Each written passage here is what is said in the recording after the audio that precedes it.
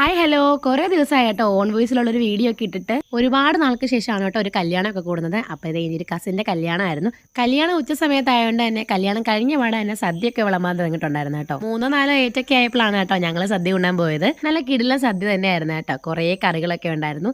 അപ്പോൾ ഈ എല്ലാം വിളമ്പിക്കൊണ്ടിരിക്കുകയാണ് കേട്ടോ. എല്ലാത്തിൻ്റെ ഒന്നും വീഡിയോയും കാര്യങ്ങളൊന്നും എനിക്ക് എടുക്കാൻ പറ്റിയിട്ടില്ലായിരുന്നു. വീഡിയോ എടുക്കാൻ പറ്റാഞ്ഞത് വേറെ ഒന്നും അല്ല കേട്ടോ, കൂടെ മക്കളും കൂടെ ഉണ്ടായിരുന്നു, അതുകൊണ്ടാണ് കേട്ടോ. അപ്പോൾ നമ്മുടെ ചോറൊക്കെ കൊണ്ട് വിളമ്പിയിട്ടുണ്ട് കേട്ടോ. അപ്പോൾ ചോറിന് പുറകെ തന്നെ നമുക്ക് പരിപ്പ് കറിയും കൂടെ വന്നിട്ടുണ്ട്.